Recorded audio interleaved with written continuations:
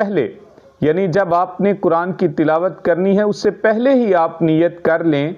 कि मैं जो कुरान की तिलावत करने लगी हूँ इसका सवाब मेरे मरहूम माँ बाप को पहुँचे। एक तरीका सबसे पहले तो ये है। दूसरा दूसरा तरीका ये है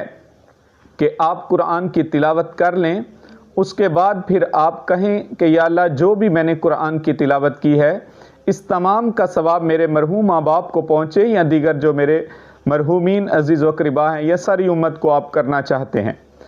तीसरा तरीका ये है कि आप बिलखुसूस एहतमाम करके बाकायदा दुआ करते हैं, नाम लेके अपने माँ बाप के लिए, दीगर के लिए मुस्तकिल तौर पे आप बाकायदा हाथ उठा के दुआ करते हैं कि ये फ़लाँ फ़लाँ को या अल्लाह बख्श दे, तो ये भी बेहतरीन तरीका है। लेकिन क्या अगर आपने ये कुरान ना बख्शा तो किसी को सवाब होगा कि ये नहीं होगा? बात दरअसल ये है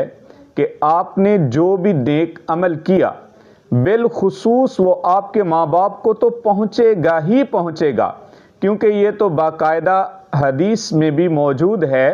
कि इंसान के मरने के बाद उसके अमल को काट दिया जाता है सिवाय 3 आमाल के, कि उसकी नेक औलाद हो या उसने इल्म नाफ़े किसी को सिखाया हो। इसी तरह दीगर चीज़ें भी हैं जिनमें सदका जारिया है कि उसके मरने के बाद ये अमाल जारी हैं तो इनका सवाब उसको मिलता रहता है। तो औलाद जो भी नेक अमल करती है वो ना भी कहे तो उसके माँ बाप को उन आमाल का सवाब मिलता रहता है। अब ये बात कि जो कुरान आपने अपने लिए पढ़े हैं क्या आप उनका सवाब भी बख्श सकते हैं या नहीं?